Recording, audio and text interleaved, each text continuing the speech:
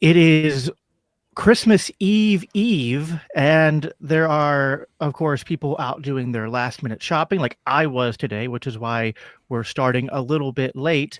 And I just feel like, my mood right now is just that typical cliche, like from How the Grinch Stole Christmas, which is that I feel like we need to rediscover what Christmas is all about.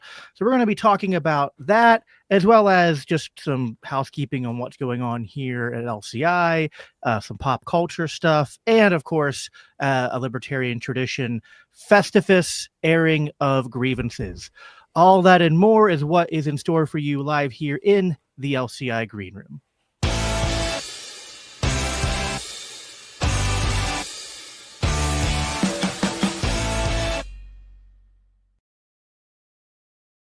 Hey, everybody. I am Jacob Winograd, host of the Biblical Anarchy podcast, and I'm joined tonight by our fearless founder, Mr. Norman Horn, Dr. Norman Horn, I should say. How are you doing, sir?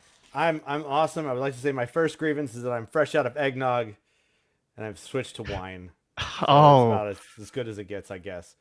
yes, That is yes. my mistake. That I did is that not is a prepare. that is a very good good grievance. Yeah, I am completely out of Jack Daniels, which is my go-to drink in the house. So I kind of like hinted. I think every year people ask me, "What do you want for Christmas?" And I go, "I don't know." And then I get to I think every year it's like I finish the bottle of Jack Daniels I got the year before, and I go, "Hey, I just ran out of Jack Daniels, so Christmas There you present go. idea." There you go. Why not? Tried and true. Oh Uh, man. but yeah, we're here live in the green. This will probably be not probably. It'll definitely be the last green room before Christmas. I think then we're going to do at least one more before the end of the year. But we have just a complete hobbled together mixture of different things that we're going to talk about tonight. And I'm real excited, of course, about, I want to just remind people about our end of the year fundraiser here at LCI, where dollar to dollar is matched up to, I think it's $15,000. And Yep. last I checked, We we're are. not doing too shabby, We're Norm. not. Yeah, we're doing great. We've had a lot of great success. So many people have been giving. It's wonderful. We're at about 60 something percent, and so thank you all if you've given already. If you haven't, please consider joining up. If you give over $120 in one go, we'll put you on the insiders list for a year. Or if you'd prefer to space that out, just even a monthly giving commitment of $10 a month gets you on our insiders list. But whatever you can do, we do appreciate. This is how we keep the lights on. This is how you keep getting content. This is how we get to spread the word across the world. We're read in over 100 countries, reaching over 2 million people a year. Just last month alone, we had our biggest month ever in the country of China, with a ton of people looking into what we had to say. I don't even know how to respond to that, but we are all over the place, guys. It is an exciting time, and 2026 is going to be even bigger. We're going to challenge our people to go the extra mile yet again and do even more. This is going to be an amazing, amazing next year. I'm excited, guys. Get excited. This is going to be awesome because there is so much left to do, so many more people to reach, and there's just so much that we have in store for you, and that what we can bring for you, what you can bring to your friends and family, and what we're going to together bring to the world in reaching people with a message of the cross and a message of liberty. So please, if it's within your capacity to give, we hope you'll make that a priority before the end of the year. And of course, we are a 501c3 recognized charity, so every gift is tax deductible. So if you're looking to make sure that the government gets a little less money, please consider us as your first option. Of course, we also encourage giving to your local church. You should do that too. So yeah. Yes, of course, always give to the church. And LCI can be second on your list, or it's like I remember whenever I have Scott Horton on the show, he always says he'll be like, please donate to the Libertarian Institute, which is the most important project on the internet, and then please donate to antiwar.com was the second most important. And I was like, okay, fine, I'll grant you that, but can LCI be? We'll just Can we be the can we be number three third? for Yeah, you? I mean, yeah. come on, He goes, come on. yeah, he goes Come on, absolutely, Scott. yeah. LCI number 3. So I understand. Scott's my man. I've known Scott for many, many a year, back when we were all living in Austin together. It was great. Yeah, I've had the pleasure of hanging out with Scott at Libertarian. Listen, whatever you want to say about the Libertarian Party and whether or not it can be a viable vehicle to affecting political change, whether you think politics is an effective vehicle towards affecting change for the cause of liberty, uh, just going to like some state conventions or a national convention just for like hanging out with fellow libertarians It's is fun. it's fun. Come to Just come. I mean, so We're planning to be at Freedom Fest next year too, so come and see us there. That'll be a blast. I mean, this is the 250. The 2026 will be the 250th anniversary of the Declaration of Independence and the Wealth of Nations. So, kind of a big deal. Kind of a big deal. So that it will be a Freedom Fest is going to be off the chain. It's going to be as the kids say. So I hear. It's a it's going to be a maybe good time. maybe like when the kids were my dad, but Yeah, yeah, yeah, yeah. Okay, boomers. yeah. I did tell people we don't so like listen, the rule of the green room is that if not every green room do we get the chance to read all the comments just because every conversation is different. But this one I am going to make a effort to read all of your comments because it is our last live stream before Christmas. Although shame Well, on we're just you gonna have some fun. for your Mary Miffin, Muffin? Chris. Okay, Muffins. Muffins. muffins. That's it. Yes, Muffins. that we're gonna keep it Muffins. PG here tonight, folks. Muffin. PG. I like muffins Um, too. So yes. Uh, Amity, by the way, Amity said hi, Zach. Amity was our guest last night on the regular Monday night green oh, room, and we had a lovely. conversation about Catholic anarchy, and that was a whole lot of fun. Got into some if you like getting into the weeds of like doctrine, and also we did like a sort of like juxtaposing how a Catholic approaches libertarianism versus a Protestant approaching libertarianism, and how there's a lot of similarity, even if we might use different terms. So it was a very, very, very fun conversation. Had a lot of fun Thank you, with Amity, that. for doing that. That's awesome. Let's see. Buck Isaac said, "Good evening, Amity. I am not going to say the numbers that come between 5 and 8 in that order. I'm sorry. Des Tan Z Sumrail 699. Is Oh YouTube been my around for gosh. so long that this is just like all Apparently, that's this is a left for thing. you when you make a username is just like completely in? I mean, there's probably some reference that I don't understand to that, but some of the names are just, I feel like people come up with them just to watch YouTubers sweat trying to pronounce them when they read the comments. I'm pleased that I got to be an early adopter of Google, so my email address is pretty simple.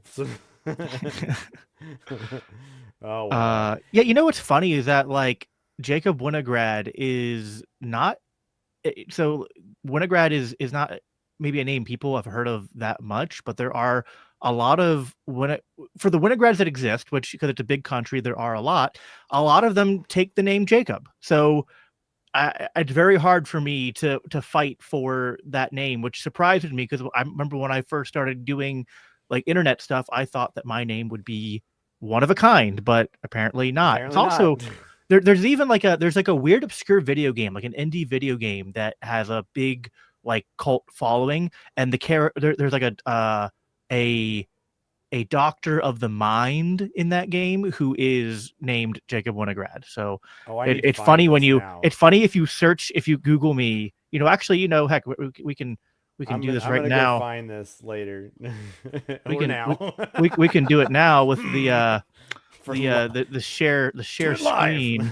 Do it live. Yeah, why not? It's open and unscripted, right? So yeah, there's doctors, there's of course the author. Here we go. It's called Undone. Und- Uh he looks just like you too. No, yeah. uh yeah, so okay. when people search me, there's a little variety of All right. All right. options you'll get there. But Lovely. Buckeye Zach said it's always great when the eggnog is empty, with a throwing Hey, up if it emoji. ain't your cup of tea, that is okay. I And can only take Amity, it a couple times a year too. So it's like, Amity said she's drinking White Claw. I don't even know what White Claw is. oh, So, it's a seltzer, spike seltzer sort of thing. okay. I will get to more of your comments as we go along, but I wanted to read kind of the ones that were there at the beginning. I had, you could almost say this is like, before we get into the actual airing of grievances, this has been, I guess, a grievance of mine probably every Christmas. Uh, but I heard that song, which comes on all the time, which I remember listening to as a kid and thinking that, like, this song has a weird sound and rhythm to it, and the words are interesting. Doesn't quite fit the rest of the songs. And it's the song, Do They Know It's Christmas? And apparently, as I did some research in preparation for this episode, and I don't know if you can vouch for this, Norm, and if like you have any like anecdotes from when this song came out. But I guess when it came out, at least for some people, it was controversial because there were certain lines in it that people. I mean, there was all sorts of things. Some people felt like it was just like too, I don't know, like offensive to people celebrating Christmas, to be like, like too shaming towards them, because the point of the song was Christmas kind of shaming. trying to tell people that, like, hey, there's people who are starving in Africa, and like, you should care about them. They might not even know it's Christmas because of how bad their life is. Then there were some people that got offended because they said it was uh too like overgeneralizing Africans and the culture and state of Africa, and there's all this different stuff. So don't want to focus too much on the song, but the song, since I've become an adult, when I hear it, it's like, maybe we can nitpick the song, but I think there's something to the message there, which I kind of resonate with, which is that, it's the time of year where like, Christians will sing hymns and carols about, Jesus, Emmanuel, and, the expectation of the coming king, and that he's going to be known as the, Prince of Peace, God with us, and all of that. And it just feels like maybe for at least some Christians, they're saying those things and they don't think about the implication of, like, you know, the Christmas message beyond just like, you know, singing them to make you get all the warm fuzzies at this time of year. Um, but I don't know. Do you have any thoughts on that, on the song, or on uh Okay, what I'm full spitting? disclosure, I did not know that was a song, so so I don't know anything about Oh, that. okay. So that's one I have not heard. I it's funny because I was thinking about, to a certain extent, Green Room is, like we say, it's unscripted, and we don't really talk about what we're doing beforehand. But I had some ideas, like I was going to throw out, like, hey, well, let's, kind of year in review or Christmas favorites or things like that, and one of them was like favorite and least favorite Christmas song. And the first, like, I was thinking when you were about to go at a song, it was like, oh, he's going to talk about Last Christmas, the song, the song Last Christmas, which is the worst Christmas song that exists. Thanks, Wham. You guys have completely given yourself a shameful legacy just from that alone.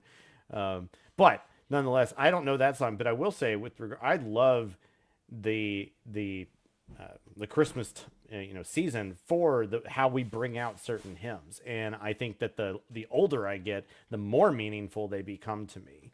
And I would just encourage people to really, like, instead of kind of looking at it like, here we are again, it's more of a, if I come at this hymn probably once a year, what am I to get from this? And then you start reading, some of the lyrics, the serious stuff, and you're like, oh man, this stuff is awesome. Whether we're like, especially when you start, hitting some of the lesser used verses of certain songs. "Oh Holy Night" comes to mind as having, some verses in that song where people get very worked up on the chorus, of course, which is great. But uh, like, there's just absolutely beautiful lyrics in that song. Truly he taught us to love one another. And that verse is just terrific. There's so many good verses that we don't always pay attention to because we kind of have to keep. Sometimes we get used to the litany of things moving faster through it, and we have to get to the next song rather than kind of savoring the content therein, the theological content therein, really. And then of course just the beauty of that art is something else as well. Some of the greatest works of art have been written in in honor of the the Christmas message, the coming of Christ. Handel's Messiah, for instance, being one of them. You want to get into the spirit of Christmas, watch or listen to Handel's Messiah. I mean, for a time, like it is absolutely phenomenal, right? You know, it may not be everybody's cup of tea to listen to all the time, but you can't help but be moved by things like the Hallelujah chorus or "For unto us a child is born," from the words of Isaiah and whatnot. I think that is something that is to truly be celebrated, and to celebrate the Christmas message with great music to me is like a real hallmark of who we want to be as a congregation together. I mean, to me, congregational singing is just part and parcel to like a large portion of what it means to be Christians together. Because singing together in that manner is just so huge. Um, yeah, Amity says she used to sing Handel's Messiah with the Richmond Symphony Orchestra and Choir every year. Goodness gracious, lady, that's impressive. I used to sing it as well. I have not performed the whole of Messiah in quite a while, but I've done it at least 2 or 3 times with various choruses and whatnot. Truly a wonderful thing. If you have the ability to do it, you should do it. Yeah, we unfortunately we usually do Christmas caroling, but we missed it this year because we were all much too sick to go out there in the cold and uh, try to. Plus, I didn't have a voice, and then my wife lost her voice, and it just wasn't going to work. But yeah, Yeah. I love Christmas, and it's funny because like, I grew up in a. So my dad was born Jewish, Mm. and then converted when he was like a kid. Now he's deconverted. That's a whole other different story. But he was never really big on Christmas. Mm-hmm. So I didn't grow up in a house. We celebrated it, but we didn't like go all in. We didn't have any like. I remember. I think at my life group, like our Bible study, like 2 weeks ago, they were like, "What's your favorite Christmas tradition?" And I was like, "From like when you were a child," I was like, we Ah! didn't have any Christmas tradition, like opening presents. Like we got a Christmas tree. Actually, I think there was one year we didn't get a Christmas tree. Oh man. So I was like, I don't have, I'm hearing everyone share their Christmas traditions and feeling a little bit jealous. Although it's like I get to enjoy that now as a father, right? I'm Mm-hmm. making Christmas traditions with my family. So I've really embraced the spirit of Christmas, I think, as an adult. Uh, but yeah, I think that, this is something that I think extends beyond just Christmas, which is a tough thing to balance to strike, I think, where with everything we do here at LCI, which is kind of like, you don't want to rub people the wrong way and get too in their face and like tell them that like you're being a bad Christian. But it's also like I do want to challenge us to kind of like not be too comfortable, to not like just coast through things, kind of like what you're talking about, like coasting through hymns and Mm-hmm. coasting through certain things that like have a lot of theological significance that maybe we, especially here in like the western part of Christianity, have perhaps either forgotten, or we've sort of mixed and muddied that up with uh some like an Americanized version of Christianity. And I think it's a tough balance to strike. And it's even like, I think it's also tough, just like, so like the song I brought up, I was going to read at least some of the lyrics to you, since you've probably heard it before. It's on the radio all the time. I Maybe you just might. don't listen to the radio, but I kind of don't. So. okay, well then maybe that's why. But where do I want to start? So it says, but say a prayer, pray for the other ones. At Christmas time, it's hard, but when you're having fun, there's a world outside your window, and it's a world of dreaded fear where the only water flowing is the bitter sting of tears. And the Christmas bells that ring there are the clanging chimes of doom. Well, tonight, thank God it's them instead of you. Um, and then there's this refrain throughout the whole song that says, "Feed the world and let them know it's Christmas time," is like the chorus that repeats over and over again. So like the verses like hit really. So the weird thing about this song, I almost want to play it for you because the song sounds cheery, but the words, like I just That's read, are that's not cheery. really, yeah, Uh, rancid.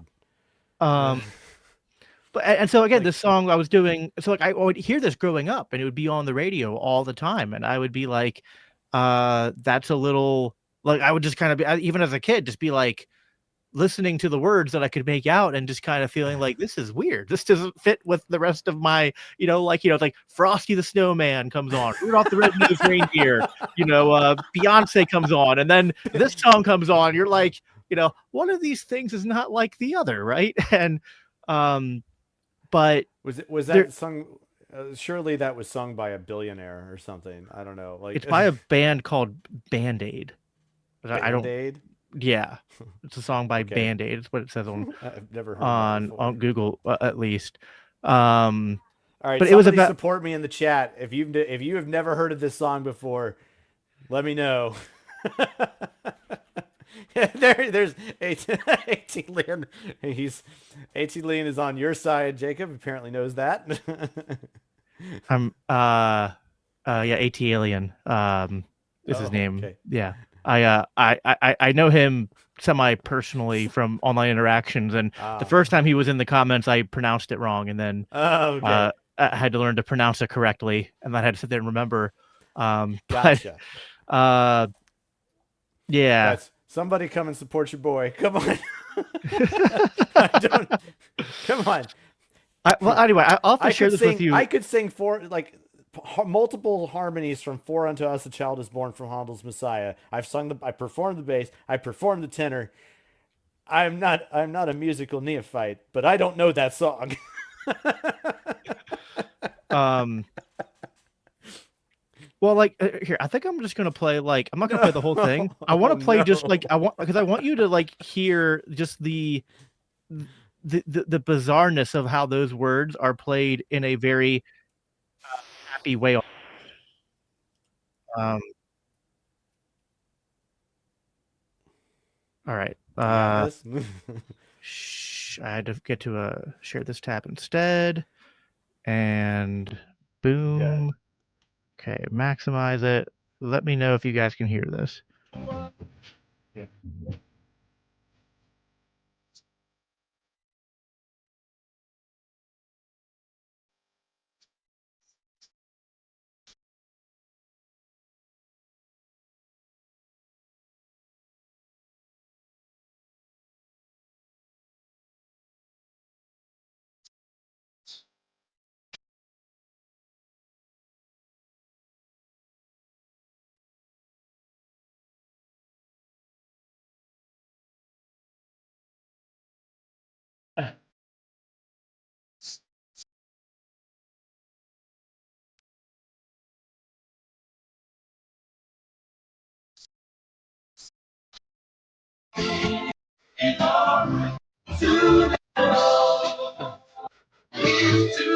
Anyway, so you get the idea. Wow.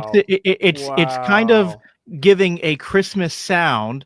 And yet, if you listen to the words and you're reading them, you're just like, now again, the song we don't have to focus on. I just thought, it was like for me, it was a jumping off point, but you never heard it, so then Yeah, it became a that's clumsy so jumping off point. I kind Yeah, of blew that up. Sorry.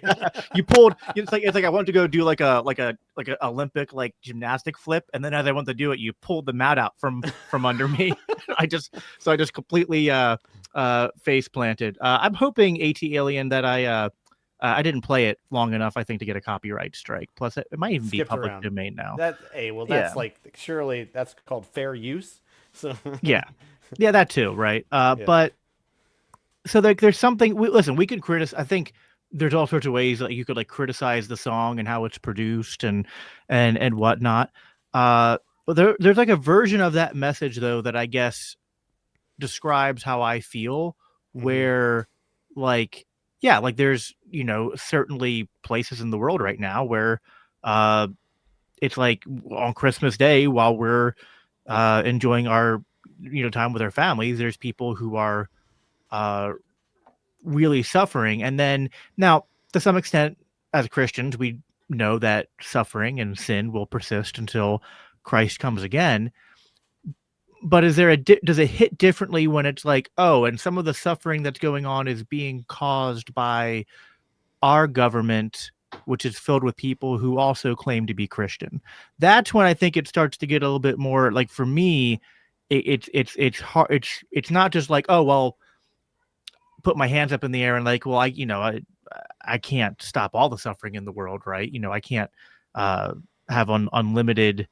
You can't just wake up every morning and drink deeply of all the all the tragedy in the world. But there is something to uh, like the juxtaposition of like singing about Jesus as our Prince of Peace and God with us, Emmanuel, and then like there are Christians who sing that, and then we'll then like the next day be like Lindsey Graham and say like we need war with Iran now, and go or like someone who I used to really respect, a guy like Jordan Peterson after October 7th, saying like, go finish them, give them hell, Netanyahu. And I'm just like, okay, like, listen, and listen, Israel has a right to defend itself. Ukraine has a right to defend itself. Like, all caveats aside, but like, shouldn't we as Christians not be celebrating like war and death and cheering it on? So again, that tension really strikes me at this time of year. Yeah. I guess is what the point I'm trying to get at. Yeah, I mean, I get it. Like, but that's every day of the year too. Are we going Yeah. to say would we do the same thing at at every possible holiday and whatnot? I mean, like we just appeal to what is it? Which epistle is it that says some people consider all days the same and some consider some special than others, and to each of like isn't that like First Corinthians or Second Corinthians? I think it's one of those. I'm misremembering, but like I get it. And I think those are things to keep in mind, but that also should not keep us from celebrating what God has done. In fact, if anything, it is precisely the Christmas spirit, the reality, not the one that says, "Oh, let's go buy a gift," but rather the Christmas spirit of Jesus is the Prince of Peace that should be motivating us to make changes as best as to our own ability in our own sphere of influence toward positive, peaceful interaction with others throughout our day. Like I can't change certain things that are happening in Ukraine or Israel Palestine or things like that. I can speak up about them to the best of my ability. That's fine. But what I can control are my own actions, and it is appropriate to celebrate that which is inspiring to our future activity as Christians. And the virgin birth, the coming of the Messiah is the genesis of the gospel story for us. That is worth celebrating, in a special way once a year, sure, and it's worth, with apologies for my weirdly intermittent video. I don't know why that's happening. Um, it seems not to be affecting my sound. At least that's good. Uh, But I can see you fine. yeah, but nonetheless, like I respect that it is worth remembering the suffering of others too, and we do that, and those are but it's also worth celebrating. Oh Uh, yeah, I you think know, it's definitely worth. Like, I'm not saying to celebrate Christmas right? less. I guess there's something about like when I see other Christians celebrating Christmas, and then it's like I think I think I actually agree with you. Where I think part of my issue is that for them, this one day of a year, they will at least nominally focus on themes that I'm like, hey, this is true every other day of the year, right? Yeah, Like, this is and this is the opportunity that we have as Christians often yes, to make the some of the like the little bitty bits of impact onto people's lives that we don't necessarily get at other times of the year. And if that means sometime, and like even with respect to the song, like if that means for them, for the guys who wrote that, let's just say, given them, let's say those guys have great motivations. We'll just attribute that to them. Who knows? But maybe that's their way of trying to do something positive, and maybe it had an effect on some people. And if it did, great. Yeah, it was attached I'll to like a fundraiser for Ethiopia.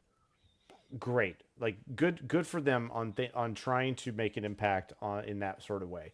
I can't begrudge them that at all. Yeah, and but Weird then as it like on might the seem flip to me. So on the flip side, there's this tension. Like I really struggle with this. I think some of it is maturity. Like Mhm. so, like I've been interacting over the last couple of months with a lot of the more younger and I say younger to you, and like I probably still seem like a younger libertarian in your eyes. But like I'm 33 with 5 kids, and I'm interacting with like 18 and 20-year Yeah. old libertarians that don't have, they're just getting their lives started. If you And were born after the first Ron Paul campaign, you are a young libertarian. I'm sorry. I was born well before Yeah, I know, no, no, no. Okay, but no, sorry. If you mean the first, like the 1988 campaign, yes, I was born after that. But most people don't remember that one. Um, Even though he was still great back then. If you go back and watch those clips, uh, actually, you want to see something pretty awesome? I can't say Merry Christmas like that. Hey, this belongs to you now or something. But check this out. I got this. oh, that's cool. This I got this from when I was with Ron in at the birthday party a couple of months ago, right? And that was yeah, that's an original 1988 poster. So or That's really banner. cool. Eventually that'll be up on the wall. We're in renovation mode right now. Yeah, So, I know you were sending yeah. me pictures of just tearing up your floor earlier today. Yeah, it's been a day.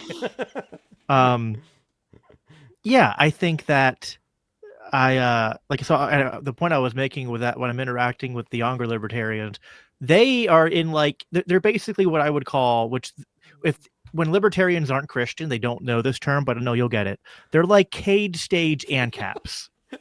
You know what I Yeah. mean? Yep. And it's like I don't want us to be that. Hmm. Like I'm not saying that like you get to Thanksgiving dinner or you get to Christmas dinner and then you pull out like, Anatomy of the State and then be like, let me introduce you to Rothbard and by the way, why do you advocate for my enslavement? Right? You know, Yeah.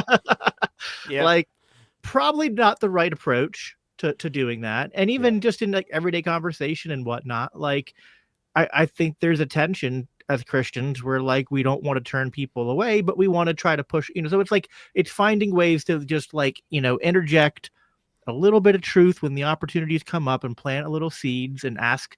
I Yeah. think the best way to do it is just ask thoughtful questions. Hmm. During certain conversations that are going on naturally. So I think I'm in this weird point where I've matured to that point, but I still feel that like when I see the young guys, I'm like, listen, I get it. I still have that kind of like youthful angsty energy where my initial impulse is to sometimes like immediately open my mouth and start like tearing into things that people say, and Hmm. then but a little bit of wisdom has softened my tongue to hold back and to figure out more persuasive ways to Yeah. go about it. But I get the fundamental impulse that some ANCAPs and libertarians have, where like you see a lot of injustice in the world, and if you see people who are kind of missing that, you want to try to like there's something in you that wants to like shake people and get them to like look at this. Hmm. No, it's interesting um because point like I would point to another like sort of instance of pop culture that kind of tries to put a different spin on things a little bit, and uh, there's a movie. It's on Netflix right now. I found out this just a few weeks ago, and so I've been wanting to watch it again. The French pronunciation is, I believe, Zoya Noel. It was a movie made in Europe. I'm pretty sure. It's subtitled because it's kind of important to that for the story itself. But it's basically a dramatized rendition of the World War I Christmas truce and what happened during that time. With what, and that's kind of a really fascinating instance in history where there was a war going on, and the no man's land was definitely a place where no man wanted to be. period. It was a stalemate even then. It was a 19 yeah 1913 1914. Um, it was the first, I think it was the first year of the war, one way or another, and it was kind of crazy because like what happened was that the people began to, they wanted to people wanted to start celebrating Christmas, and so they started doing so. And there were people on both sides of no man's land who started singing hymns, and they heard each other singing Yep. hymns. And so one side would sing a hymn, and the English on one, and the English sang, Silent Night or something, and then the Germans on the other side sang the Silent Night, but in German. And then they, what that resulted is, hey, you guys want to come and talk? And so they ended up, everybody put down their weapons and they went into no man's land and they actually talked and they exchanged little gifts and they played soccer together and they exchanged Bibles even. I mean, things happened there. And then they found themselves in a position where, wow, I don't really want to fight these people anymore, because suddenly the barriers of the state that were keeping these people apart and saying they are the enemy, you need to go kill them, were suddenly broken down. It Yep. didn't matter that they spoke different languages. It didn't matter that some leadership above them said that they were supposed to be enemies and you're supposed to go out there and you're supposed to shoot guns at each other. Instead, it was, we actually have something more deeply in common, and it is far more. And like they found out that there was something more important to what they were, to who they were, and some of them they didn't want to fight anymore after that.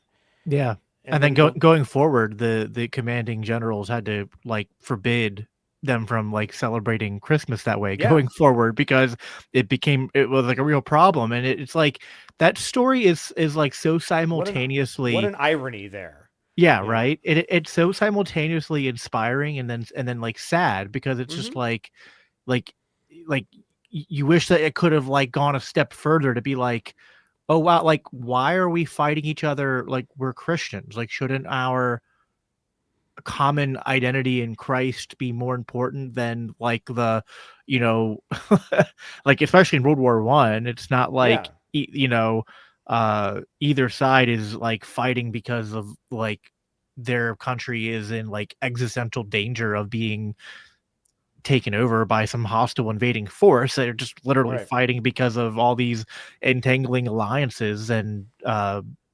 whatnot. And I don't know how much you've studied World War One, but I've listened to like documentaries and like long form podcasts that read like the literal like primary source like documents describing the conditions of the trenches in World War One, and it Yeah, is it's just horrific. like it is. I mean, words don't do it justice. It's Mm-hmm. absolutely harrowing stuff Yeah. to read about. So like it's yeah, it's crazy that like they stopped for Christmas, and then whether it's through fear or whether it's through intimidation, whether it's through just that still basic indoctrination that I'm sure that they were struggling against, uh you know we're back fighting each other the next week. It's um but it's like I guess to tie a bow on this part of the conversation, it's just like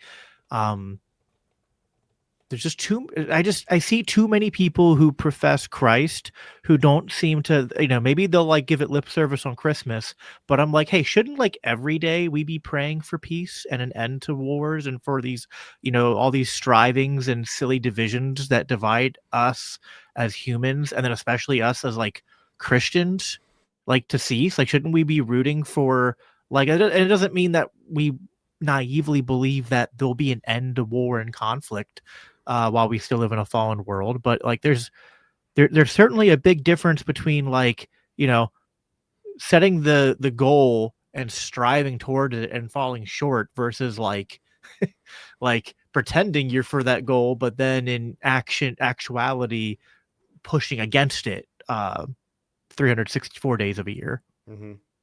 Yeah. I mean, heartily agree with such. I think that these are the types of things that are worth really exploring and talking about and remembering during these seasons, precisely for these reasons. Like we are prone to forget as humans, and this is why, for instance, that it's important that you go and participate in your local church every week, as as best as you humanly can, and it's why you should be participating in communion together, and remember our Lord's sacrifice and his death, burial, and resurrection. Like Yeah. that's crucial to our identity as Christians. And when you are thoroughly ensconced in that on a regular basis, you cannot help but be transformed through that remembrance. Well, right. I mean, That's crucial. like I always want to be careful to not overstate things, to sort of say that like that sort of like the certain teachings that Christ and examples that Christ gave us, that like I guess there can be a problem of maybe like overgeneralizing their applicability to all situations, such as like turning the other cheek Mm-hmm. and loving your enemy. But at the same time, because like listen, like I'm not a, no offense to our fellow uh patriot here at LCI, Cody Cook, co-host at Libertarian Christians podcast, who is a pacifist, but I'm not a pacifist, and so it's like I think it's like, hey, I can love my enemy and embody the spirit of turn the other cheek, but also like stop him from Yeah. hurting people. But there's something that seems to be kind of like the sort of like, oh well, we can't reason with this group of people because they're evil and they hate us. It's just like, so like, and you'll see dehumanizing, sort of rhetoric being used again by a Christian. And I'm just like, listen, let's say you're right. Let's say they absolutely hate us and they just hate us because we're Christian. It's like the Bible says that God loved us first Yeah. while we hated While we him and were we were still enemies enemies of of God. God. Yeah. So now, does that mean, okay, therefore do nothing in the face of aggression? No, but like there has to be that element of like, if you're going to claim Christ, then you have to be like, well, like I have to figure out how to deal with this situation in a way that uh ends the conflict and the evil and that defends innocent life, but that doesn't uh go into too far into down that path to the end of just hating these people and applying collective guilt, collective punishment to groups of people, and just Sure. like wanting them dead. Mm-hmm. And that's where my heart is at. That's I guess, yeah. And we can use that as a, well, let me read some of the comments and then we can transition to the next section. Let's see here. I was providing some Uh extra little commentary in the, or at least resources in the chat. So are here and you there. guys excited for Christmas? I'm doing Secret Santa. I'm excited. Last year Santa ate the whole The whole table. table. Sad, maybe he was starving. Was it a gingerbread table though? Let's be honest. It probably was a gingerbread table. You ever So see that joke? It's like a meme or cartoon. It's just like the a gingerbread man sits in a gingerbread house and he ponders, is his house made of flesh or is he made of house? it's pretty good. It's Yeah. pretty good. Yeah, I've heard. Uh, Contrary to public opinion, China is one of the fastest growing Christian nations. Uh, There's. It's hard to say. There's reports that there are more Christians in China than there are in the U.S., which may be true at this point. I don't know. yeah, I don't But know. that Do you is follow like Voice of the Martyrs at all? I am on their list, but I don't follow too strongly. Yeah. Yeah, I'm about that. I want to pay more attention to that stuff. We actually have Yeah. people at our church that uh, work with Voice of the Martyrs and Oh, awesome. a couple other groups, including like there's one, I don't want to obviously can't use names, but there's like groups that like send people out like to like Muslim countries and whatnot to kind of like actually move there and live Hmm. there and try to like obviously kind of covertly spread the gospel, because it's kind of hard to you have to kind of do it covertly in some of those places. Um, Yep, and so we should pray for our brothers and sisters there. I'll note that, like, one thing, it's we're not Trump, we don't always trumpet these things around too much, but right now we are in the process of bringing more of our material into Eastern countries. If we want to, note a direction there, we're going to have Faith Seeking Freedom is going to be translated into Korean next year, which is very exciting. I think that there's a lot of opportunity for sort of expanding reach into those countries. I talk to people periodically from the Philippines, from Sri Lanka, and elsewhere. And of course, there's obviously a strong presence in Australia. There's a lot of room for growth in those areas, and a lot of ways in which we can continue serving. So we just have to do the best we can in providing the witness to it. And so, pray that we do well in that, because we're just doing yeah. the best we can at times. Yeah, we even have I have received messages, like at least 3 or 4, surprisingly, of people who listen to my show who live in France. Yep. Which is, I know very little about France outside of World War One and World War II history trivia. Well, But I can tell you, already that, like, based on our statistics, and things that we track on the website, we have ways of generating translations on the fly for people in different languages, based on using AI and software and whatnot. We're kind of at the forefront of trying some of these things in a greater earnest. And so, if you want to see more of that, hey, click that donate button. We're trying the best we can. We're experimenting. We're working it out. But one of the most requested languages is typically French. Yeah. yeah, And that also, is not just from France, though, but also from Canada. So French well, Canada is right, very interested. yes, yes. Obviously, Yeah. Canada has A lot. with Quebec French-speaking people. Hmm. Um, Amity said, "My least favorite Christmas song is Mary Did You Know?"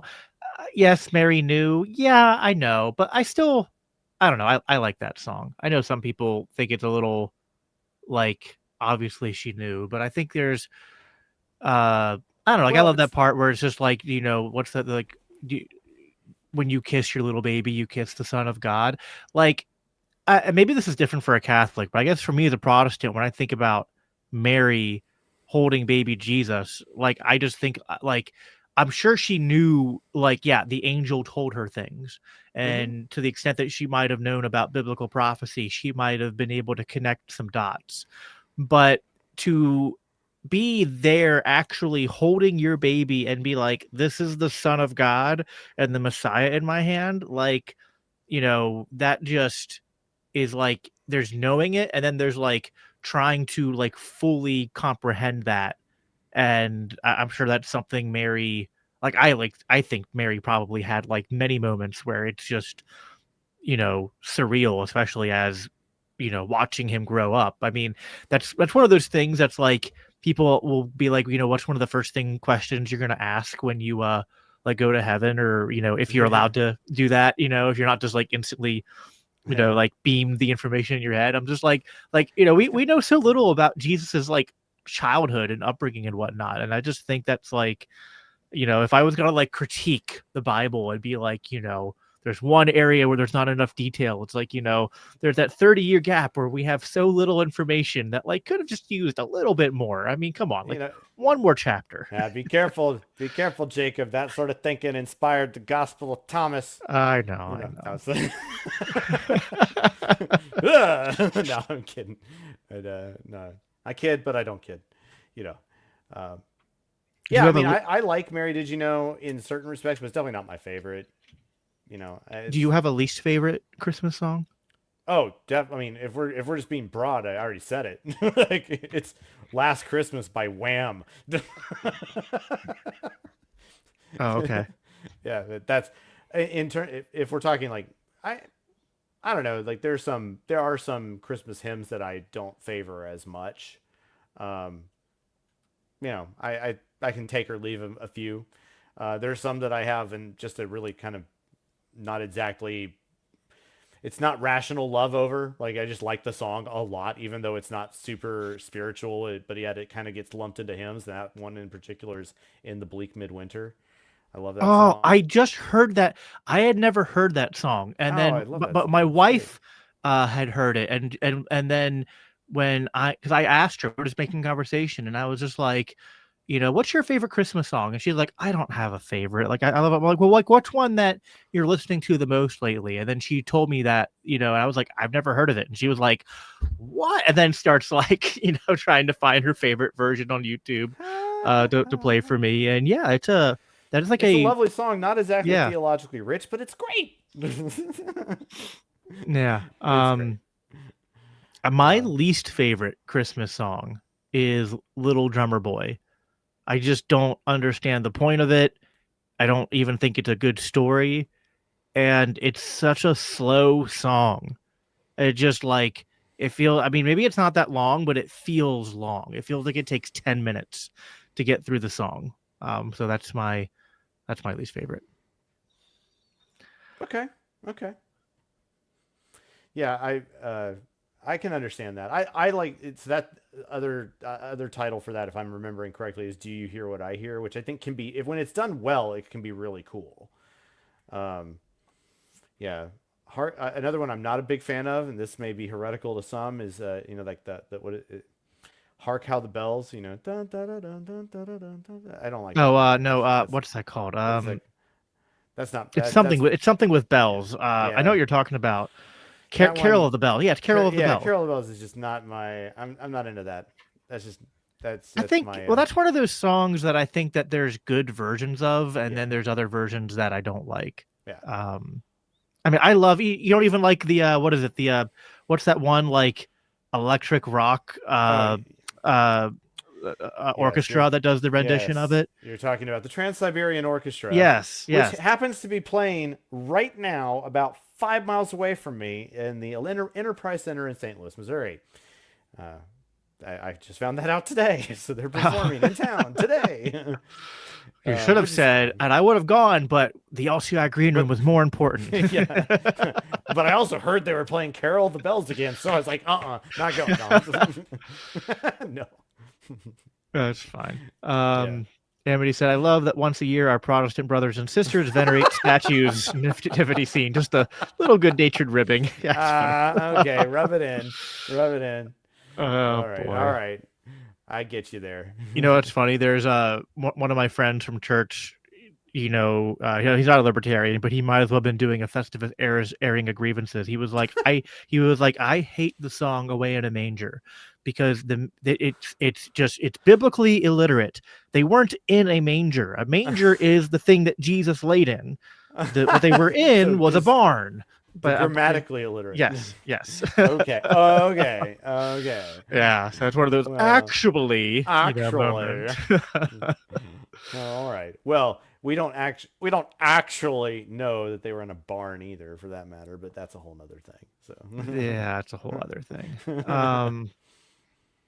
Let's see. okay. Doc's in the chat, or at least he was. Has Norman ever heard Grandma got run over by a reindeer? Because that's the Okay. critical question. Yes, I am aware there is such a song. I have heard it, and that would be the type of question that Doc Dixon would ask. He's sticking true to the persona. Good man, and happy birthday again, Doc. Since it is his birthday, like what, yesterday or the day before? I think it was a Um, couple of days. I always yeah, miss people's birth because like I only know about people's birthdays on Facebook, which I log into once a week, and then yeah. I'll like see like, oh, 4 days ago people And like wished people you have happy like birthday, and 40 I go, birthday yeah. notifications you have to do. It's like crap. 5 kids, God bless you, Jacob. Yeah. Yes, and uh if God decides to give us a sixth kid, he's going to give us a new car because there is no more capacity. Get to work.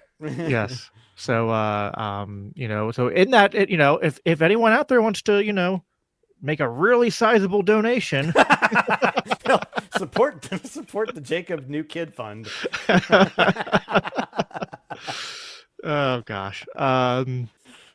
See, Ron Paul is the goat. Yeah, Ron Indeed, Paul is indeed, he's too good for politics. yeah, Uh, indeed.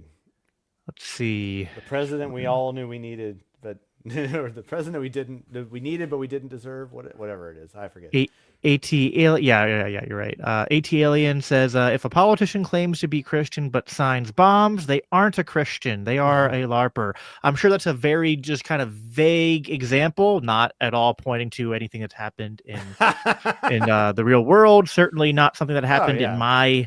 my home state of Pennsylvania. You know, I've soured a lot on the Trump coalition on Doge wasn't what we wanted it to be. Vivek dropped out, Cash Patel, Pam Bondi, all them, big disappointments. But I will always have a soft spot for Vivek because uh, of just the way he, in a very unchristlike way, eviscerated Nikki Haley in the Republican debates. I think didn't he call her like Dick Cheney with heels or something like Yeah. or Lindsey Graham with heels, something like that. I was just like, I was like, listen, I don't. I was like, on one hand, as a Christian, I feel like we should try to uh like I'm not going to be the one that gets up there and does the kind of smack talk. But when other people do it, I'd be lying if I said that I don't get at least a Don't little bit enjoy of it. enjoyment from it. Hey, the most entertaining part of the Trump administration are the funny names. That's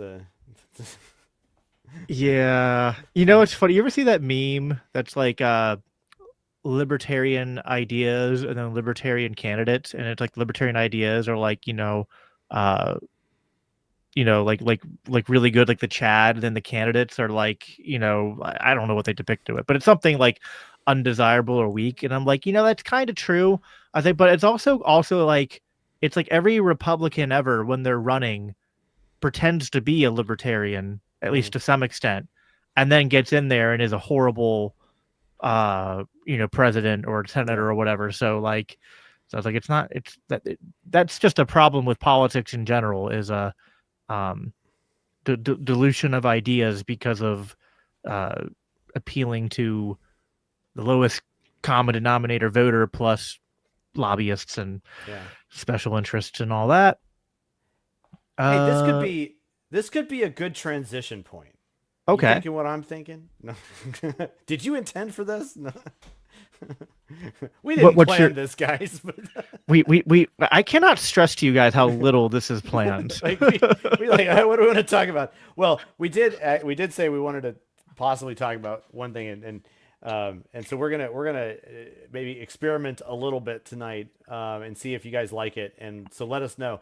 And there's a reason why I'm doing this off of talking about presidents, and we'll get to that. But we are considering doing some like a series of green room shows, and maybe it turns into its own podcast. I don't know, where we do kind of pop culture analysis or talk about like movies and shows and things that are in kind of the pop culture arena from a Christian libertarian perspective. And what that kind of means, and either analyzing economics or looking at the worldview, looking at it from more of a theological angle, maybe just looking at it from a libertarian or individualism angle or things like that. So, talking about various things either in the past or things that are happening right now, favorites, best examples, worst examples, anything like that. One of those that has been kind of on our minds lately, and I think it's kind of it kind of came on our radar all of a sudden, and we're a lot of us in LCI have been kind of talking like, oh, this looks interesting, we got to watch this, and I actually did watch it, and that is a new show that just came out called Death by Lightning. And so in the spirit of kind of talking a little bit about what's happening in kind of the pop culture arena, and also dovetailing off of this, some discussion about presidents, might be fun to talk a little bit about Death by Lightning, which is a dramatization about a very particular president from the 19th century, one James Garfield. And so I don't know. Like, I think I would like to. Should we do that? We want to talk about it now, or do we need to hit some other things before we get into that? We could Or talk about it now. I haven't had a chance to watch it, so this is okay. your rock to roll, whether it's Oh uphill or well. downhill or. Well, okay. Well, it's a. But I but mean, we but can. but, but I will react to it as much as I Yeah. can just from what you're saying. Well, so first off, This I'd is like this to is kind this of. is like the beginning when I brought up a song that you hadn't heard Yeah, before. exactly, exactly. There you go. No, we kind of knew this was going to be the case, though. So first off, I'll just kind of note, hey, for the chat, at least, do you number one, do you like this idea? You want to talk about stuff like this, and we'll try to be at least relatively spoiler free, best we can. But is this the kind of thing that you would like to hear a little bit about, and in order to help get helpful judgments about perhaps what is it might be of interest for you in the future, or just like to talk about certain things? Like we're going to be probably next week. I think it's going to be on the 30th. In fact, we're going to have Jacob and me and Stephen Kent together to talk about Star Wars Andor, which is some of the most interesting political commentary that we've seen in a while in a science fiction show. Really fascinating. He's done some writing on the topic of politics and Star Wars and whatnot. Excited to have him on the show with us. So that'll be another little experiment going forward. But if you like this idea and you want to see more of it, let us know. Tell us in the chat whether you like that or not. And then secondly, are you aware about this show called Death by Lightning, which is about James Garfield and his assassin Charles Guiteau? If you've ever heard of that before, you know what that means. Let us know. Or if you're like, who is James Garfield and why do I care? And does he like lasagna? That's another legitimate question, I suppose. And so, we'll let us know if that's in the chat what you kind of think, and I'll kind of get into a little bit of kind of what this is all about. So, what is kind of interesting to me about James Garfield, from a historical standpoint, James Garfield is the president who had the least amount of time in office. You kind of already know this going into the show, but James Garfield was only president for about 3.5 months or something about that much, because about 90 days I think it was about 90 days into his campaign or into his tenure, his first term, he was shot, and he was shot by this man Charles Guiteau. And then he was developed an infection as a result of the interventions from the doctor. Very sadly, died of not because of the bullet, damaging internal organs, but about 30 or 40 days later, he died after basically developing infections from poor and sepsis, effectively, from poor techniques that were used by doctors. And it's even noted in that is particularly noted in the show. William Henry Harrison was only a month, wasn't he? You may be right. I may be incorrect on that history. So we'll say he's among the least. We'll just say in office. But so from history, like a historical standpoint, that's interesting on its own from just American history. But it's also notable that this man was he's actually a very strong Christian. He was a member of the Disciples movement, or the Stone Campbell Restoration movement, which is actually the church tradition that I'm part of, the Churches of Christ. And it's interesting because it was known to have said that because he was actually, before he ever became a politician, he was actually first a minister. He was a preacher, and he became an elder in the church that he attended in Ohio. And he was quoted as having said that he gave up the highest office in the land, that being the eldership of his church, to become the president of the United States. Amity says she's former Church of Christ. Well, all right. Well, I'm Oh, as we glad to have. discovered last night, Amity is like former Yeah. almost everything, though. She was Oh, born okay. Presbyterian, then went to a Methodist church, and then went to a Church of Christ church, and then became Catholic. Okay. And I told her, I Okay. was like, you basically just walked through every representation of Christian we have at LCI almost. You got there. You got there. No, that's fine. Um, so, I mean, from my own personal point of view, I have an interest in this guy. I think he's very just kind of curious from history, curious from our own church history, and so on. Even though my personal favorite guy in the Stone Campbell restorationist movement history. David Lipscomb was not a fan of James Garfield at all, and I can understand that. I mean, Lipscomb just despised all politicians. So hey, to each their own. I'm pretty much in the same camp, so I get that. Um, Death by Lightning, though, as a show, is interesting in that it's trying to do a bunch of different things, in its depiction. Um, in some sense, it's trying to tell two parts of a history. One, the rise to power of a man who didn't want it, because that's what it definitely tries to put forward, is that Garfield really did not intend to become president, but he ended up getting there.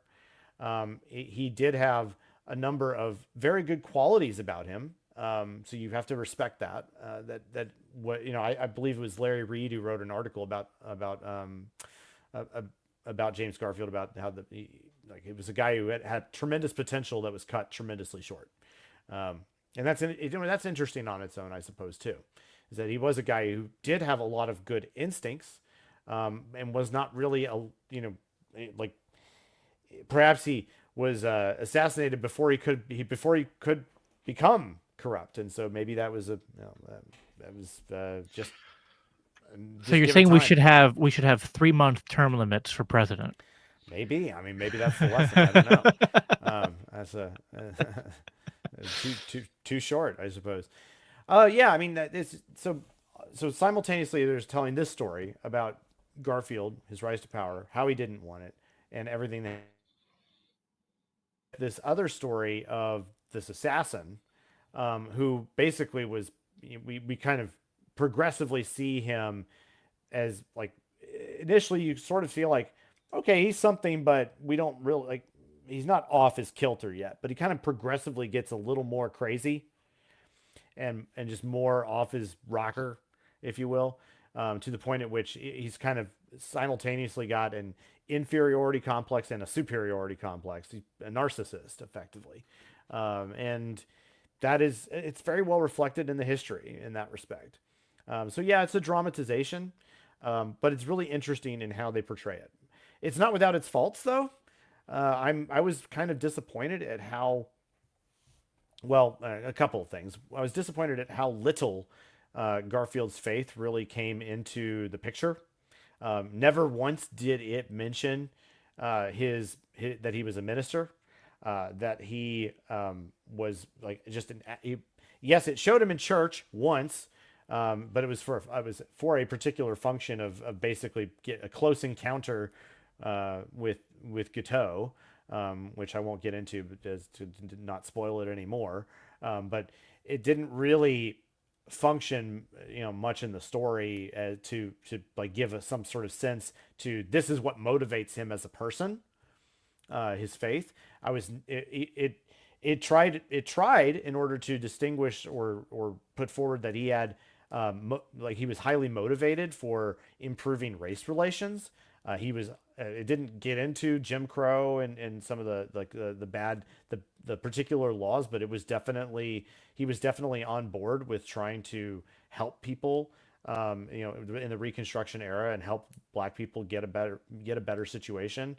That was like, so that was okay. I understand like what you're trying to do in telling that part of the story. Like, I get it. Okay.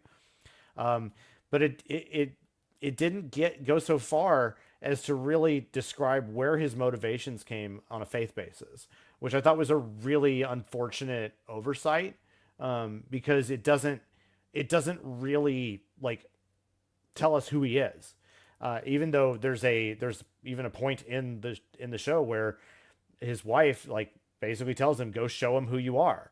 It's like, okay, do it, show us who he is, and it doesn't really do that.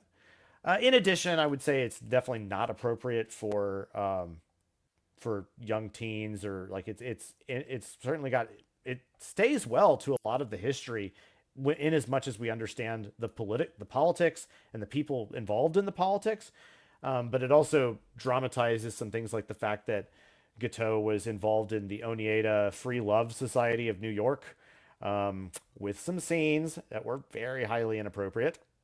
And so I understand what they were trying to do in bringing some of that in the sense of trying to show that part of the mental issues of Gateau were in part due to him being even rejected by the free love community in New York.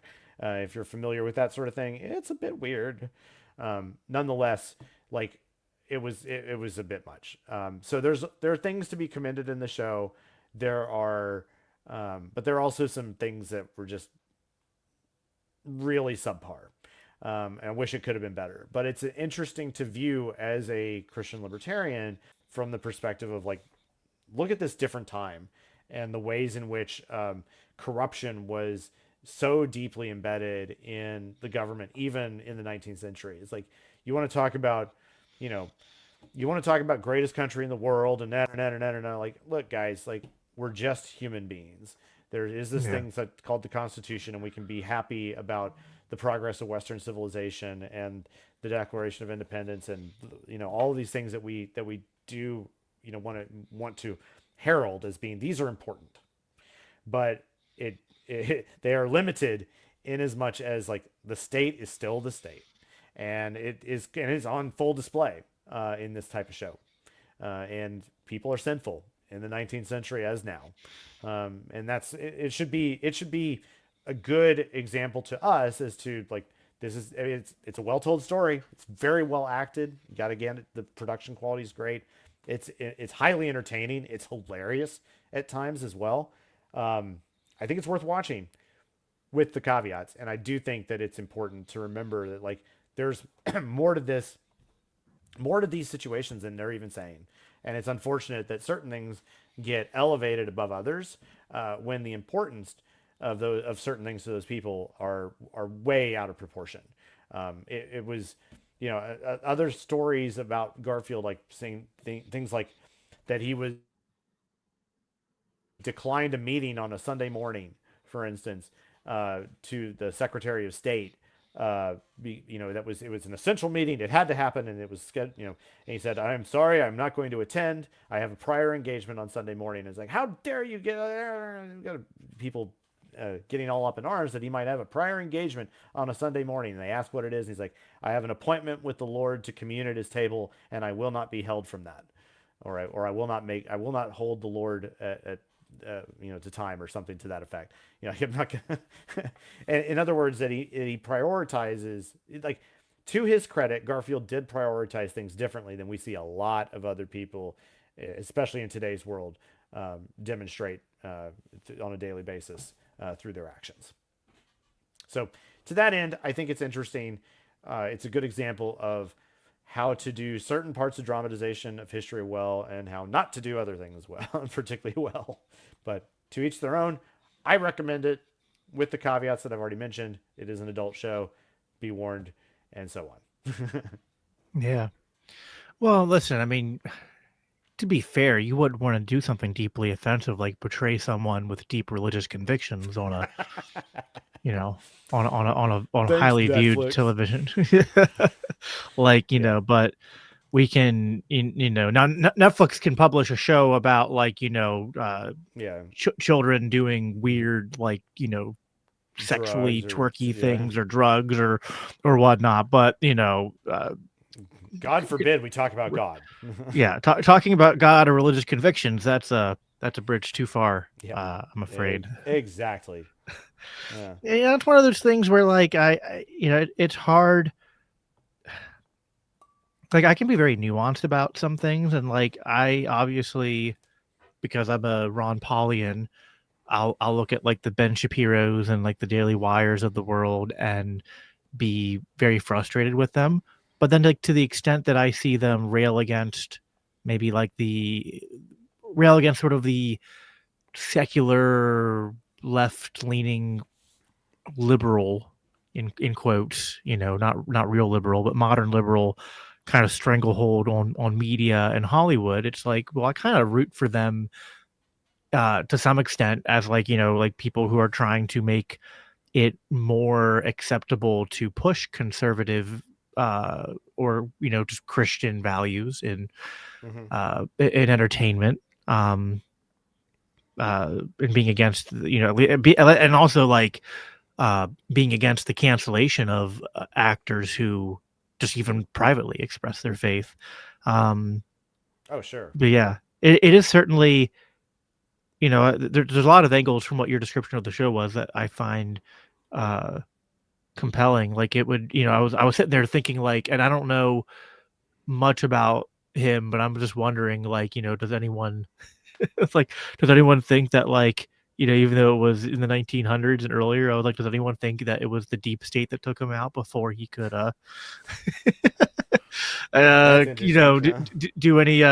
do any real change? Because I was like, because uh, we look at all the conspiracy theories that came out about Charlie Kirk and the conspiracy theories that came out about the attempted assassinations of Donald Trump, the conspiracy theories around uh, JFK. Mm-hmm. Uh, yeah, and I try to be like not. I try to find that middle ground of like not being prone to like just accepting conspiracy theories blindly, but also kind of like trying to like view them with the same sort of openness and skepticism that I would any official narrative that's being Mm-hmm. sold about something. Uh, but even if like you don't believe conspiracy theories, it's like you could just believe that like there are things about these systems, even going back before kind of like the modern time we live in, that are prone to corruption and that are prone to like, one man trying to get in there and change it is sort of uh, at least doomed to fail one way or the other in actually achieving any kind of policy or political victories, right? Like Ron Paul had like kind of, I think, did a lot of good insofar as he kind of helped bring a lot of people, into the liberty movement and was a model for how to like stand your ground. But like politically, I don't know that Ron Paul really ever. I mean, what was his nickname? Like Mister No. I mean, Doctor No. Doctor No. Yeah. He basically voted no on everything. I think Yeah. I think when I looked it up before, it was like the only bills he ever voted yes on that passed were literally like not widely reported instances of bills that were just basically about selling off federal property. Was like I was like, so like Ron Paul voted like yes when it was like, oh, you want to sell off federal property back to the private sector, like of course he's game for that. Yeah. But yeah, uh I think that is interesting though. Because it's sort of like what I think we will be the second time one of us brings up a Batman quote. It's that saying for I think from The Dark Knight where it's just like you either die a hero or you live long Or enough live to see long enough to yourself see yourself become the become the villain. villain, Yeah. right? And I don't know that directly applies to someone like Donald Trump, but again, that thing he's like, he when Donald Trump was at his best, like in 2016 and this last time, he was running like a poor man's Ron Paul Yeah. with a lot of his talking points. But then he gets in there and he's just like, well, I mean, I know I said I'd end these wars on day one, but like, what about oil? What about the terrorists? Yeah. Brr. Uh, uh, You know what? I uh, just maybe we should just bomb some boats in the in the Gulf of narco terror. Mexico. If I hear the word narco terrorist one more time this year, would be too much. Well, 8 days left, buddy. uh, Well, uh, you also have time before the end of the year to watch Death by Lightning. It is actually only like 4 episodes about it's a limited series. It's like 4 1-hour episodes ish. Um, one going for the convention, the campaign, the time for the first few months of office, and then the end, um, and that covers it all. Um, but again, yeah, I think it's really interesting. I hope it's compelling to some of you, and you find it as enjoyable as I did for a variety of reasons, um, with all the caveats therein. yeah, I think there's obviously a lot of and I'll I want to find time to watch things like this. Mm. It's sometimes, a lot of my watching TV shows time goes to watching things with my wife, and Yep. you give me a 30-second pitch to sell this to my wife, I guess is what I'm saying you have to do. I'll work on that. I'll work Yeah. on that. We'll grab the transcript of this episode and we'll throw it to ChatGPT and have it with analyze it. you know There you with go. with Andor, it was just like, well, it's Well, Star it's Star Wars, Wars. so like That's easy. that's Um, that's not as big of a sell, but you could just say a president dies. president. That's like the game, like describe something the worst way possible. way too short movie Yeah, descriptions. yeah. Yeah. um Okay. Okay. Well, yeah, well, we have a lot wait, of. I forgot the other thing I was going to say. It was like, because you were talking about how there was even corruption back then. I was like, are you telling me there's nothing new under the sun, Norman? Oh, well, one of the things that it's highlighted in there is what's called the patronage system, and just how corrupt that whole thing was. It's also worthy to note. It's like, it's kind of funny. Like, it kind of goes in under the radar for the show, but if you listen, what they basically describe is that 3/4 of the federal budget basically came from the port of New York through tariffs. The government was small enough, but still not small enough even in 1881 to, to fund 3/4 of the government through the tariffs alone. So, which is ironic on some level, because to me, because of course we don't obviously agree with tariffs, period. But what we've been told by Mr. Commander in Chief of late is that, we'll fund all of this all this government stuff that we were already doing. We'll fund with tariffs, and then now it's like that narrative is completely changed, and now you're just supposed to be getting money back from the government in the form of some sort of check, I guess. Right. So your point is that even the government that was way smaller than what we have now from way back then couldn't be completely funded with. It wasn't even then. Yeah, even then it wasn't. Even then it wasn't. You have to this happens in like a 40 seconds of the show in the entire 4 hours or something. Like, it's less than that. I mean, it's just funny. Like, I kind of was taken aback, like that they say these little bits, and I'm like, is that true? And like, but that's what they indicate. Okay. It was just funny. And I mean, truth be told, of course, like the numbers like, there would have to be like 300 or 400% tariffs on all exports from every country, everywhere, for a year, just to cover the deficit alone of the federal budget, which is just like absolutely insane. Don't tell me, Mr. Trump, that we're going to be able to fund the government through tariffs. No, it's not happening, and this is all. I mean, stupid. just the interest on the debt has become a big, like, I think one of the top 3 line items of the budget. Oh yeah, is just paying the interest on the debt. Yeah. I mean, yeah, when it continues to do that, I mean, what an absolute mess. But it is interesting to look at the scale of numbers. There are a few times in the show where you get a sense of like the difference of the economics in terms of the inflation, the effects of inflation from back then. There's one point that even Charles Guiteau says that he raised $450 for Garfield's campaign,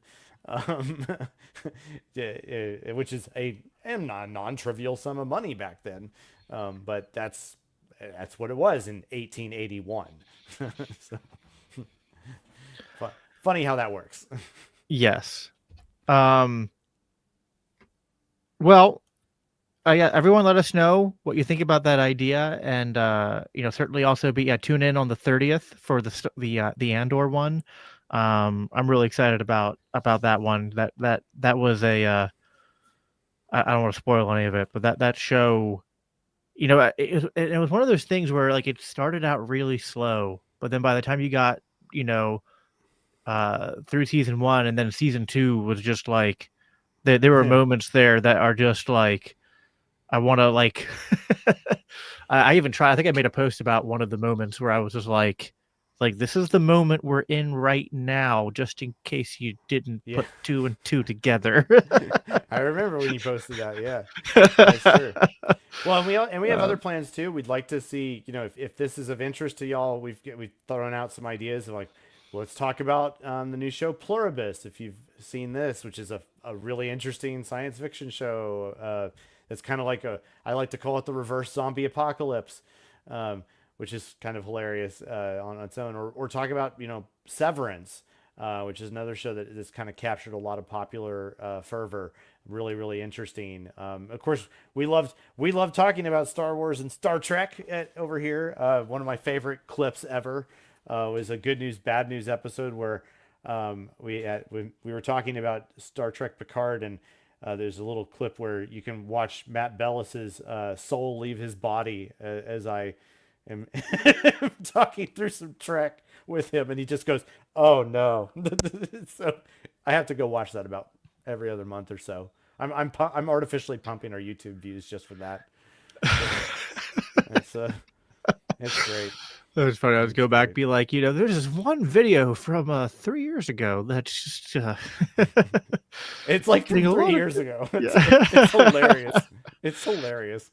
Oh my gosh. That was like I think the first time I had Scott on the show, we ended by going into a little like 5 minute tangent about Star Wars because it was the like because I knew he was a big Star Wars fan and I thought I'd like say it in passing, but of course, foolishly, one does not simply say something in Yeah. passing about Star Wars to Scott To Horton Scott and Horton. expect Yeah. he's not going to pick that up and Not happening. uh The man's a fan. He gets it. It's he's fun to talk to my about my that. favorite meme is how much he would go off because Mark Hamill was going on all these posts and like ex- not expressing anti-Trump rhetoric from like a principled position, but Yeah. like it's one of those things where I get so mad at like the left and liberals because like they'll modern liberals because when they would talk about Trump, I'd be like, no, stop. You're making him sound a lot better than he actually is. Yeah. Right? You'd be like he's this isolationist and wants to, you know, uh, just like He wants like to stop us from helping Ukraine. yeah, Like, just whoa, like whoa, it's like whoa, whoa, whoa. If but only that were true. Scott's response to that was to basically make this meme. It's just like him yelling, and he's just like, "You were Luke Skywalker." You were the chosen one. Right? Yeah. Oh boy. You were meant to stop it. Not to stop the evil empire, not to support it.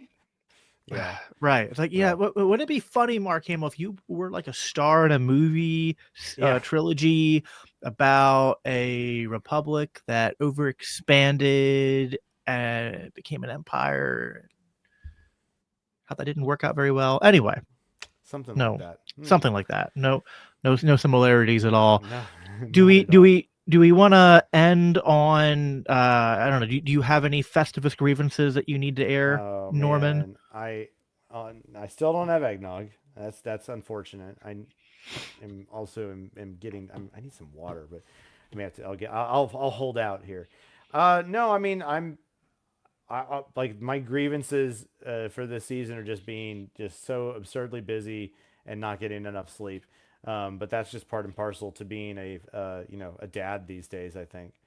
But no, Yes. it's been a good season thus far. I had too many good things happen to be too grievance about too much.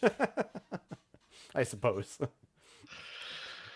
Uh I think my biggest grievance that I wanted to air tonight is that I have been on the Libertarian Christians podcast and I've been on the Protestant Libertarians podcast. Hmm. Uh, I've been on all sorts of libertarian shows, but I have yet to break through the glass ceiling or whatever hurdles need to be jumped through to get invited onto the Reformed Libertarians podcast. Oh. When I am a Reformed Libertarian in LCI. So Carrie and Greg, you guys are on my naughty list this year.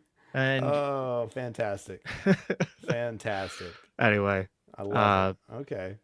Okay. No, I love those guys. They don't do too many interviews, to be fair. So, To be and fair. and To be to fair. have me on would just basically be like, so Jacob, we want to talk about all the things we agree on. Right. Exactly. So, That's uh, fine. It's all good. it's all good. Uh, Love those two. They're if you guys if you're new to us and whatnot and you don't know Carrie and Greg, Carrie Baldwin and Greg Baus from the Reformed Libertarian podcast, and you are of the Reformed variety in Christendom, we heartily encourage you to join up with them, listen to what they have to say. It's really interesting. You'll definitely be the better for it. So I encourage you to check them out. It's good. yeah, absolutely. They don't release as often as maybe the other shows do, but when they do release, It's worth it. it is absolutely worth it. It's I always say I am they are quality over quantity, and Mm-hmm. Always. I am definitely more of a mixed bag there.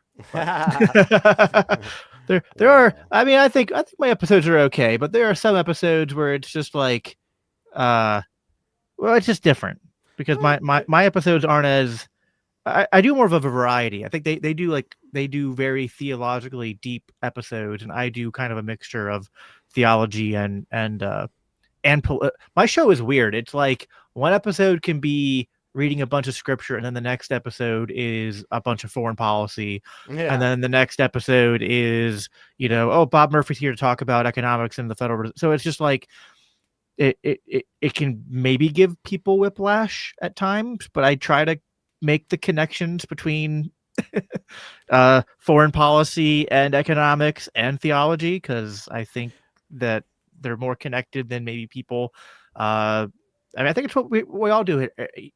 What yeah. we're all doing in our own unique way here at LCI is trying to get Christians to consider their theology more, like we Mm-hmm. always should be, and also considering how politics and economics are not these separate areas of human life and experience that theology does not come to bear on in terms Mm-hmm. of what our values and ethical considerations would Yeah, determine.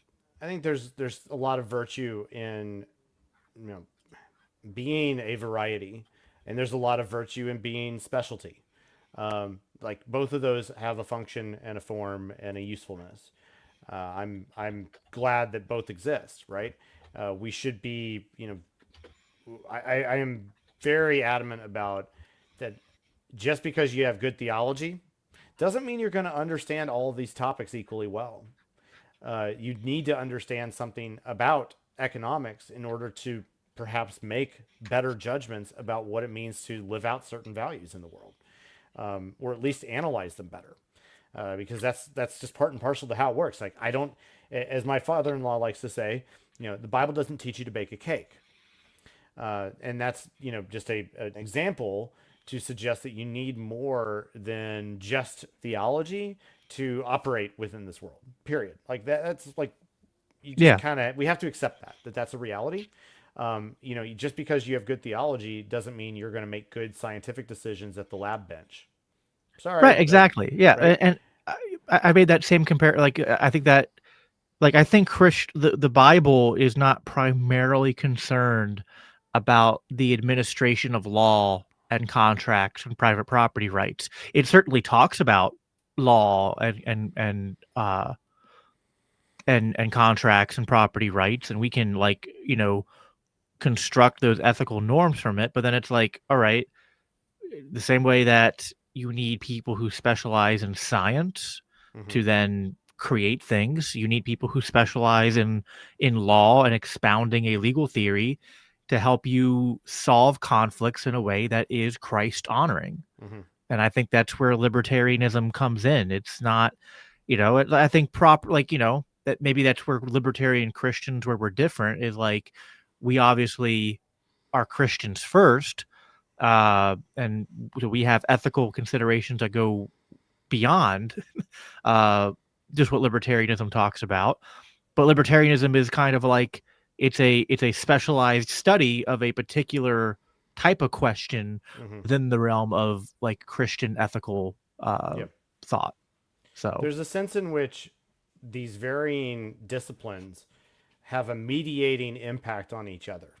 Taken to any singular extrema, you can find examples of people who go off the rails, um, ranging from, if you have, even as you potentially said earlier, like you could, in a kind of naivete way, look at turning the other cheek and overemphasizing that to the point at which you, like, you don't, in an unhealthy way, are interacting with the world.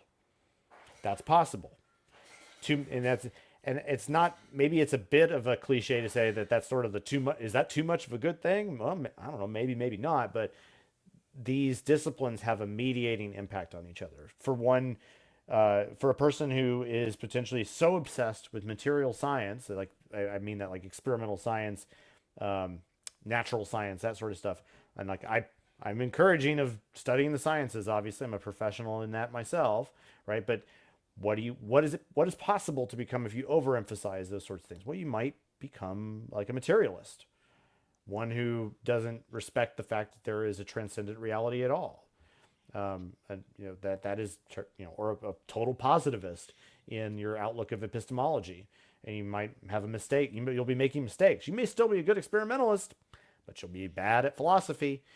And likewise, like there's all sorts of ways you can screw up, but there are prime values that we also work under, and that's where we that's why we are Christians first, of course. Yeah. Those are our prime values, and that maybe the prime reality is relational in this respect, and we prioritize that a relationship with God is what we are truly about, and the rest falls into place from there. Yeah, absolutely. I mean, like if the two greatest commandments are love God and love your neighbor, it's like, well, then Mhm. libertarianism is a tool that helps you to better in both. I think it applies more to loving your neighbor, but I think also like there's a really strong emphasis in libertarian thought about making sure that government is not sovereign, and making sure, like, part of loving the Lord your God with all your heart, soul, and mind is Mhm. making sure that you're not falling into any kind of political idolatry or Yeah. worship of the state, or the state yeah, just taking up, or even not even just the state, even just the idea. And I think this is the biggest challenge for Americans, is just making sure the idea of the nation Mhm. doesn't become an idol as well.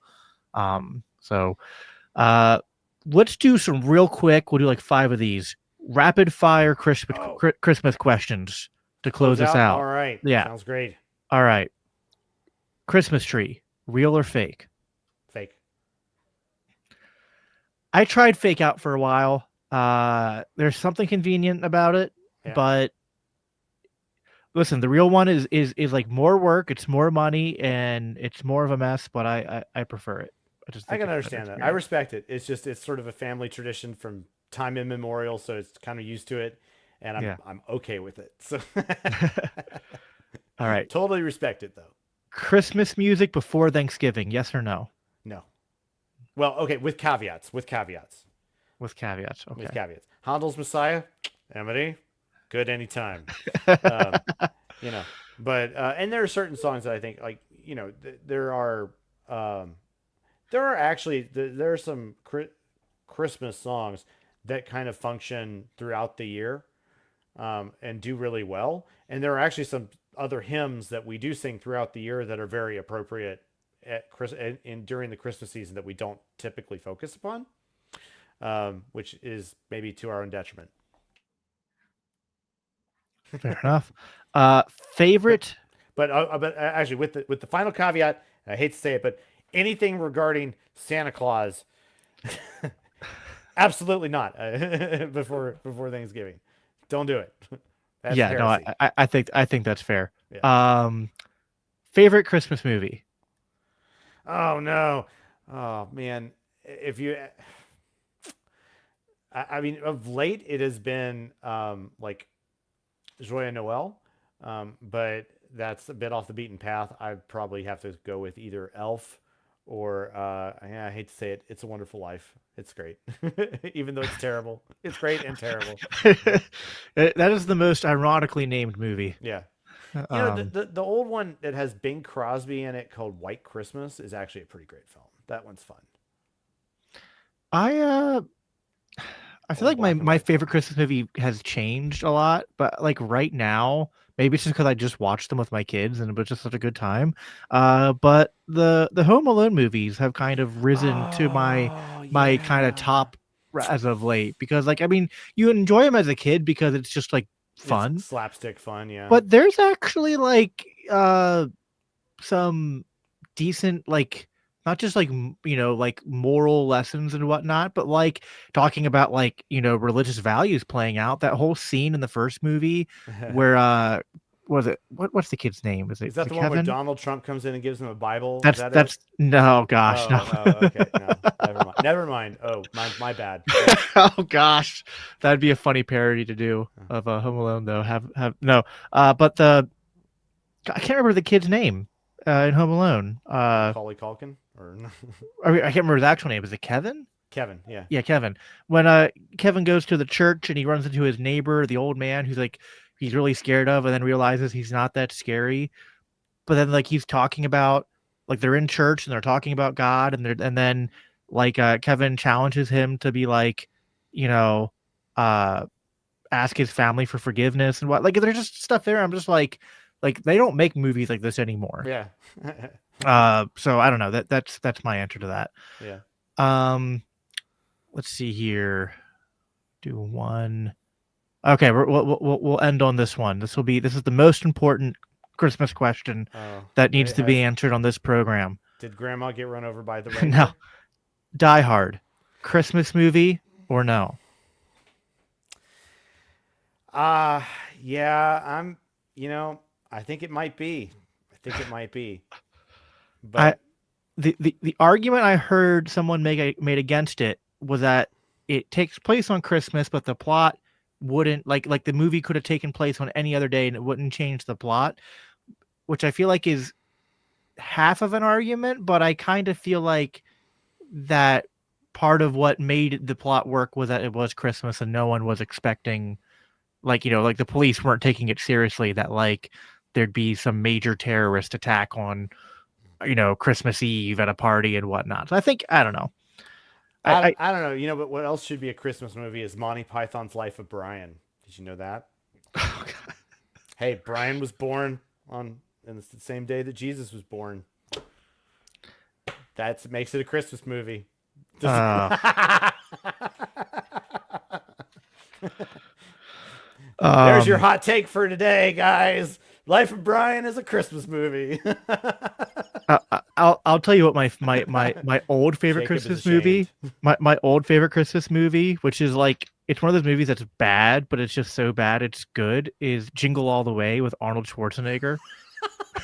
Okay.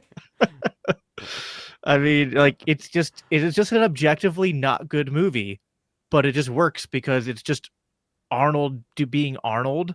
So it's just like peak 90s Arnold and Christmasified. That's fantastic. I'm not sure I've actually ever seen that all the way through, so that may have to be something I go find. That sounds like fun. I need Yep. peak Arnold. More peak Arnold in my life, please. So, Man, I mean, like just like I know everyone's into like the newer action movies, like there's like Taken with Liam Neeson and uh, there's other ones I can't remember at the top of my head, but like I don't know, I just feel like the era of like the 80s and 90s where Arnold was just doing all the classic like action movies he was in. mm-hmm. It's just like even the ones that like are his weakest ones are just like I don't know. I guess I'm just nostalgic. I remember watching those with my dad, and I just think they're also uh like they're like I guess they're kind of cheesy and campy, but like it works for that era and for It's Arnold. So unpretentious action movies that have, real stakes and a soul to it and whatnot are yeah, great. You know, yep. uh, that's all good. All Fun. right, I'll where we go. We're after we're out off the air, but it's fine. Thank you everyone for tuning in again. Plug one more time as the bottom ticker says, libertarianchristians.com/donate. Help us get to our goal. Every dollar please. up to 15,000. We're over halfway through. Thank you guys so Over much for 60%. all your help and getting us this far. Help us get across that finish line. I'm really excited for what I feel like every year we you know we we're having like this nice sustained growth, and we Mhm. add one more thing to the mix. And last year we increased our book output. I know we're Yeah. looking to Doing that increase the book again. output again this next year. And uh This guy might publish a book on his own this year. It's i'm going to be i'm cool. I'm working on it. I'm working on it. Woo-hoo. um I'll at least be, next year the second edition of this one will have my name on it too, so That's right. that'll be a It's lot of coming. fun. That'll be, that we put so much time into the second edition. Like, Yeah. I mean, just a comical You amount always of, think it's not going to be as much, and then you spend twice as much as you actually planned. like, when you go back and read the old emails and messages about like the original timelines of what we thought we could get the book done in. Oh yeah, Like, no oh, problem. you No poor problem. naive soul. Yeah. but but no, I'm super excited. I think we're doing a lot of good. I've noticed that, LCI has, I think, grown into a nice role within the, online liberty and Christian space, and even at like the events where like uh whether even for people who aren't Christian, I get people who aren't Christian coming to me or LCI all the time, or tagging us, and like, they want to know what they're, like, even if they're not Christian, they're like, hey, what would a Christian libertarian say about this position, right? Or is this a and so uh, I think that's good. I hope that we're a useful voice in the movement, in the political discourse, in the I mean, the global discourse, Mm-hmm. basically, at this point, which is wild to think about. So thank you everyone for all your support and helping us to get there. And like, I can't think of, I mean, I love being a father. I love providing for my children and my wife, and that's, my primary service to God. And I'm just so blessed to be able to then also part-time be able to work for an organization that allows me to both proclaim the gospel to people and also connect that to the message of liberty and human flourishing. So I think it's really unique what we have going on here. It's a fun thing, man, and there's so much more to do, like we said earlier, and we encourage all you to join us. Once again, please consider before the end of the year here joining our Insiders program, which if you just join it at a sustaining donation of just $10 a month, that puts you on our list for some special little perks, including monthly messages and calls, and special, early access to ebooks and other books that we publish, and like just kind of some extra access, if you will, to things that we're doing and on board with. And it's a great way just to really help us plan ahead for things that are that are coming down the pipes. It doesn't this stuff doesn't happen on its own. It's very difficult to run an immediate, like essentially a media organization like this with basically everybody being on part time. We're trying really hard over the next year to try and build out the potentiality for real full time work. We'd really like to see that happen, and if we can do that with your help, please let that be in your prayerful consideration. Um, Thank you for taking that abundant mentality and realizing that we're all in this together, and that what we're trying to do here is hopefully amplifying your voice into the world. To as a voice of proclaiming the gospel and the proclaiming the message of liberty as well.